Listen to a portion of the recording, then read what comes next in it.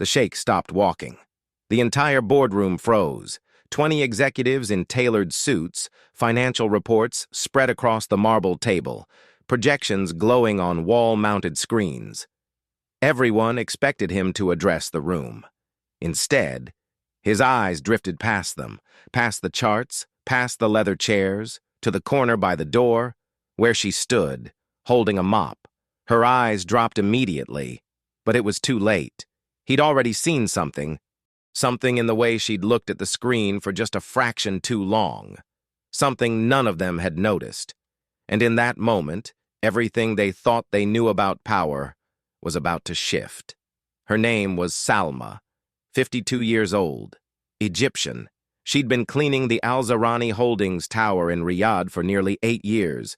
Every morning at 5, she arrived through the service entrance. Every night at 8, she left the same way. In between, she was a shadow, moving quietly through conference rooms, executive lounges, private offices, emptying bins, wiping surfaces, straightening chairs. To the people who worked there, she didn't exist. Not as a person, not as someone with a name, a history, a life that mattered. She was simply part of the building, like the elevator, like the air conditioning, functional, forgettable, invisible. If you've ever been the person no one thought to see, stay with me. But Salma preferred it that way. Invisibility had advantages. People spoke freely around her. Executives made phone calls while she cleaned their desks. Lawyers debated strategy while she emptied their wastebaskets. Board members argued over deals while she refilled their water pitchers. They assumed she didn't understand, and most of the time, she let them. It was safer that way, quieter, less complicated. But the truth was, Salma understood more than anyone realized. Because before she held a mop, she'd held something else. A degree in civil engineering from Cairo University. 20 years of experience managing infrastructure projects across the Middle East. A career that had ended not because of incompetence, but because of circumstances she couldn't control. A husband's sudden illness. Medical bills that consumed everything. A daughter who needed her mother more than the daughter needed ambition. So Salma had made a choice. She traded her blueprints for a bucket, her site inspections for night shifts, her voice for silence, and she'd never looked back. On this particular morning, Salma pushed her cleaning cart down the 43rd floor, the executive level. Floor-to-ceiling windows overlooked the city, glass and steel stretching toward the horizon. The Al-Zahrani Holdings headquarters wasn't just a building, it was a statement. A monument to 3 generations of family wealth, built on oil, expanded into construction, and now reaching into technology, finance, real estate. Sheikh Omar al-Zahrani, the current patriarch, ran the empire with precision. He was not a loud man, not cruel, but he carried authority in his silence, and everyone who worked for him knew it. Salma had seen him many times over the years, always surrounded by advisors, always moving with purpose. He'd never looked at her, not once. Until today. She was cleaning the glass walls of the main boardroom when the meeting began. She'd been told to finish quickly and leave, but one of the executives, a man named Faisal, had waved her off dismissively. "Stay in the corner. We'll tell you when to go." So she did. She stood by the door, her cart beside her, waiting. The meeting was tense. Salma didn't need to understand the full context to feel it. Voices were clipped, gestures sharp. On the screen, a satellite image of a construction site. Beside it, engineering reports, budget projections, timelines that had been missed. Faisal, the chief operating officer, was speaking, his tone confident, almost aggressive. "Sheikh Omar, we've reviewed the site. The delays are unavoidable. Soil instability, unexpected water tables. The engineers underestimated the foundation requirements. We're looking at an additional 6 months and 40 million riyals." The sheikh didn't respond immediately. He studied the reports in front of him. Then he looked up. "Who signed off on the initial geological survey?" Faisal hesitated. "That would have been the previous engineering firm, the one we replaced last year." And the current firm agrees with this assessment? Completely, Faisal said. I have their revised projections here. The sheikh leaned back in his chair. His fingers drummed once against the armrest. Salma, still in the corner, felt her chest tighten. Because she'd seen those reports. Not intentionally. 3 days ago, she'd been cleaning Faisal's office late at night. He'd left documents scattered on his desk. Normally, she wouldn't have looked. But one page had caught her eye. A geological survey. She'd spent 2 decades reading surveys like that. And within 30 seconds, she'd seen the problem. The water table measurements were listed in feet. But the depth calculations were in meters. Someone had mixed the units. The math was wrong. Catastrophically wrong. The foundation didn't need to be deeper. It needed to be shallower. The site wasn't unstable. The analysis was. She'd stared at that page for a long time. Then she'd straightened it, placed it back on the desk, and walked away. It wasn't her place. She was just the cleaning lady. But now, standing in that boardroom, listening to Faisal confidently present a 40 million rial solution to a problem that didn't exist, Salma's hands tightened around the handle of her mop. The sheikh was still studying the documents. Something about this doesn't sit right with me, he said quietly. I want an independent review. Faisal's expression flickered. Sheikh, with respect, that will cost time we don't have. If we delay further, we risk penalties with the client. Then we pay the penalties, the sheikh said. I don't move forward on instinct alone, but I also don't ignore it. Get me a third-party analysis. Faisal nodded stiffly. Of course. The meeting continued for another 20 minutes. Salma stayed in the corner, silent, waiting. When it finally ended, the executives filed out. Faisal was one of the last to leave. As he passed her, he didn't even glance in her direction. The sheikh, however, did. He stood at the head of the table, gathering his papers. Then he looked up, and for the first time in 8 years, his eyes met hers. Not with recognition, not with curiosity, just awareness. As if for a brief second, he'd noticed she was there. Then he left. Salma cleaned the boardroom in silence. She wiped down the table, straightened the chairs, collected the forgotten coffee cups. But her mind was elsewhere. She kept thinking about that report, about the numbers that didn't align, about 40 million rials being spent to fix a mistake that didn't need fixing, and about the silence she'd chosen, the invisibility she'd cultivated. She told herself it wasn't her responsibility, that speaking up would only create problems, that no one would believe her anyway. But the thought wouldn't leave her. That evening, Salma sat in the small apartment she shared with her daughter, Layla. Layla was 24 now, a medical student, brilliant, focused, kind. Everything Salma had hoped she would be. How was work, Mama? Layla asked, glancing up from her textbook. The same, Salma said. Quiet. Layla smiled. You've been saying that for 8 years?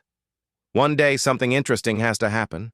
Salma looked at her daughter, then back at her hands, worn, calloused, hands that had once drafted plans for bridges and highways, hands that now held mops and rags. Maybe, she said softly, maybe one day. 2 days later, the sheikh called another meeting. This time, smaller. Just Faisal, 2 senior engineers, and the independent consultant he'd hired. Salma was cleaning the adjacent hallway when she saw them enter the boardroom. She slowed her pace, not to eavesdrop, just to be nearby. The meeting lasted less than an hour. When the door opened, the consultant left first. His face was unreadable, then the engineers, then Faisal. His jaw was tight, his movements sharp, and finally, the sheikh. He stood in the doorway for a moment, looking down the hall. Salma was wiping the window at the far end. She didn't turn, but she felt his gaze. When she finally glanced back, he was gone. The next morning, Salma arrived at work to find a note taped to her cleaning cart. Report to Sheikh Omar's office. 10 a.m. Her stomach dropped. She'd never been summoned anywhere, not in 8 years. She thought about ignoring it, pretending she hadn't seen it. But at 9:55, she found herself standing outside the Sheikh's office, her heart pounding. The door was open. He was sitting at his desk, reading something on his tablet. She knocked lightly. He looked up. "Come in." She stepped inside. The office was vast, floor-to-ceiling bookshelves, a view of the entire city, a desk that looked like it had been carved from a single piece of dark wood. "Close the door," he said. She did. "Sit." She hesitated, then sat. He set the tablet aside. "What's your name?" "Salma," she said quietly. "How long have you worked here, Salma?" 8 years, sir." He nodded. "And before that?" She paused. "I was an engineer." His expression didn't change. "What kind of engineer?" "Civil. Infrastructure projects, roads, bridges, water systems." He leaned back in his chair. "Why are you cleaning floors?" She didn't answer immediately. Because there was no simple way to explain.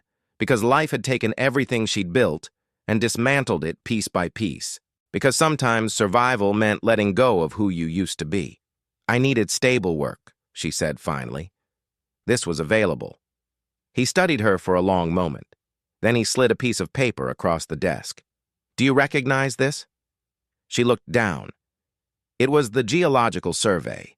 The one from Faisal's office. The one with the mixed units. Her throat tightened. "Yes. Did you see this before?" She nodded. "Where?" "In Mr. Faisal's office. 3 nights ago. And did you notice the error?" She met his eyes. "Yes." "Why didn't you say anything?" "Because," she said quietly, "no one would have listened." The sheikh didn't respond. He just looked at her. Not with pity, not with judgment, just with something that felt uncomfortably close to understanding. "The independent consultant confirmed it this morning," he said. "The survey was wrong. The calculations were based on a unit conversion error. We don't need a deeper foundation. We need to proceed as originally planned." Faisal had been preparing to approve a 40 million rial change order based on faulty data. She said nothing. "You saw it," the sheikh continued. "In seconds." While a room full of highly paid executives missed it completely. "I've been reading reports for 30 years, Salma said. "It's hard not to see patterns." He nodded slowly. Then he opened a drawer and pulled out a folder. Inside was her employment file. Thin. Unremarkable. Just a few pages documenting 8 years of cleaning. But beneath it, he'd placed something else. A printout of her old resume. Projects she'd managed. Certifications she'd earned. A career she'd left behind. "Where did you get that?" she whispered. "I made some calls," he said. "You were very good at what you did." She looked away. That was a long time ago. He closed the folder. "I want to offer you a position. In our engineering division. A contracted role reviewing technical documents. Part-time if you prefer. Flexible hours. You'd be working with people who understand what you see when you look at a survey." Her chest tightened. I can't." "Why not?" "Because I'm just—" She stopped herself. The words felt hollow. "Because you're just a cleaning lady?" He finished quietly. She didn't answer. "Salma," he said, "I've spent my entire life surrounded by people who talk, people who present, people who perform confidence even when they have no idea what they're doing. And in 8 years, the person who saved this company 40 million rials never said a word. That tells me more about your value than any resume ever could." She looked at him. Really looked at him. And for the first time in years, she felt something other than resignation. "I have a daughter," she said. "She's in medical school. I can't risk—" "You won't," he said.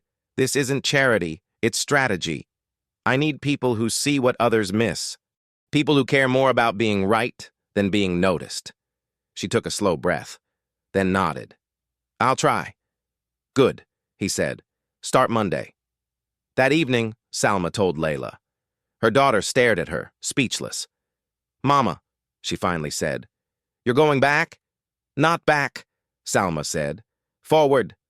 Layla's eyes filled with tears. She threw her arms around her mother. "I'm so proud of you." Salma held her, but she didn't cry. Not yet, because part of her still didn't quite believe it was real. On Monday, Salma walked into the Al-Zarani Holdings building, not through the service entrance, through the front doors. She wore a simple blouse and slacks, her hair pulled back, her hands, for the first time in years, not carrying cleaning supplies. The receptionist looked up, smiled. "Welcome. You must be Ms. Salma, engineering consultant, correct?" "Yes," Salma said. "That's correct. Your office is on the 38th floor. Mr. Faisal will meet you there at 9. Salma's stomach twisted at the name, but she nodded. "Thank you." When she stepped off the elevator, Faisal was waiting. His expression was controlled, professional. But there was something underneath, something sharp. "Ms. Salma," he said. "Welcome to the team. Thank you." He gestured down the hall. "Your office is this way. The Sheikh has asked me to bring you up to speed on our current projects." Of course. They walked in silence. When they reached the office, small but windowed, he opened the door. "You'll be reviewing technical submissions," he said, "identifying inconsistencies, flagging errors before they reach senior leadership." She stepped inside. "This is fine." He lingered in the doorway. "You know," he said, his voice quiet, "it's unusual for someone to move from custodial work to a consulting role." She looked at him. "I imagine it is. Do you have experience with corporate environments?" she asked. "Or just construction?" He blinked. "Both." "Then you'll understand that competence isn't always visible," she said. "Sometimes it's just quiet." His jaw tightened. "Of course." He left. Salma sat down at the desk, opened her laptop, and got to work. Over the following weeks, she reviewed dozens of reports, contracts, surveys, environmental assessments, and in nearly every batch she found something: a miscalculation, a missed regulation, a clause that contradicted another clause 3 pages earlier. Small things, things that would have been expensive if left unchecked. She flagged them, quietly, methodically, without fanfare, and slowly, people began to notice. Not because she spoke up, but because the Sheikh did. In meetings, he'd reference her findings. In emails, he'd forward her notes with a single line. "Review this." Salma identified an issue. Her name started appearing in project reports, not as the author, but as the reviewer, the person who caught what others missed. Some of the executives resented it, others respected it, but no one ignored it. One afternoon, the Sheikh stopped by her office. "Do you have a moment?" She looked up. Of course. He stepped inside, closed the door. "I wanted to thank you." "For what?" "For reminding me that value doesn't announce itself." She didn't respond. He looked out the window.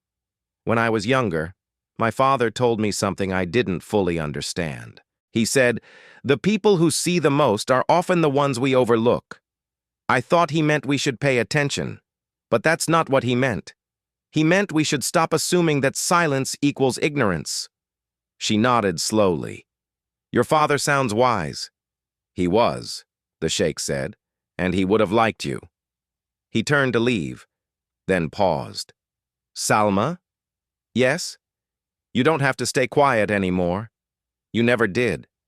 Months later, Salma sat in a site meeting. Engineers, architects, contractors, all discussing a new development project. She listened, asked questions, offered observations, and when someone dismissed her concern, she didn't shrink. She pulled up the data, explained the risk, and waited. The room went quiet. Then the lead engineer nodded. "She's right. We need to revise." After the meeting, one of the younger engineers approached her. "That was impressive," he said. "How did you know?" She smiled faintly. "I've been watching for a long time. You'd be surprised what you see when no one thinks you're looking." That evening, Salma walked through the lobby, past the receptionist, past the elevators, toward the front doors. And as she stepped outside into the evening air, she thought about the woman she'd been 8 years ago. the one who'd traded her career for survival, the one who'd learned to be invisible. She wasn't that woman anymore, but she hadn't lost her either, because invisibility had taught her something power never could. That silence isn't weakness, that observation isn't passivity, and that sometimes the people who change everything are the ones no one thought to see, until they did. If this story reached you in any way, tell us in the comments what city you're watching from. If stories like this matter to you, consider subscribing. More are coming.